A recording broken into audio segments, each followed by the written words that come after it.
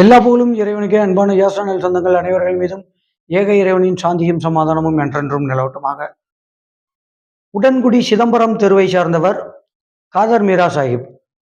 இவர் சைக்கிளில் வைத்து டீ வியாபாரம் நடத்தி தன்னுடைய பிழைப்பை நடத்தி வருகிறார். இவர் இன்னைக்கு உடன்குடி அருகே உள்ள செட்டியார் 10 பக்கத்தில் அந்த ஊரில் இருக்கக்கூடிய 5 வீட்டு சுவாமிகள் அங்கே கோயில் விசேஷம், அங்கே டீ வியாபாரம் பண்ணுறாரு.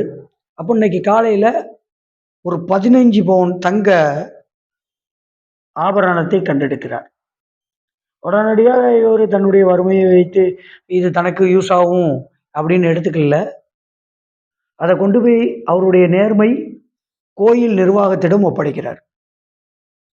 கோயில் நிர்வாகம் ஒப்படைச்சி சிறிது நேரத்தில் நகையை, அங்கே நிறைய பேர் வெளியூர்ல இருந்துலாம் வரக்கூடியவங்களா இருக்காங்க, நகையை பறிகொடுத்தவர்கள் கோயிலில் கேட்குறாங்க, இந்த மாதிரி நாங்கள் நகையை தொலைச்சிட்டோம் 15 பவுன் அப்படின்னு கேட்கும்போது,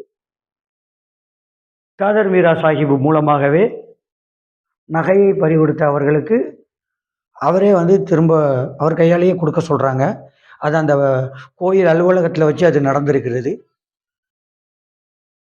காதர் மீரா சாஹிப் கொடுக்க நகையை பறிகொடுத்த அந்த பெண்மணி நகையை பெற்றுக்கொள்கிறார்கள். அவர்கள் உணர்வு பூர்வமாக காதர் மீரா சாஹிப்புக்கு நன்றி சொல்கிறார்கள்.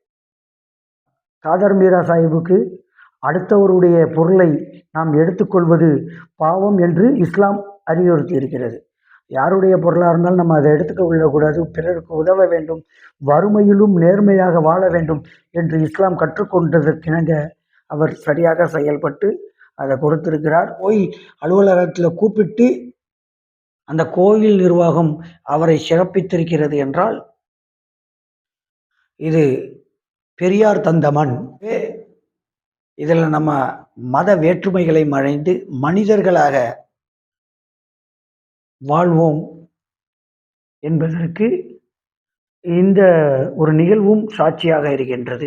நாமும் காதர் மீரா சாஹிப்புக்கு வாழ்த்துக்களை தெரிவித்துக் கொள்கிறோம்.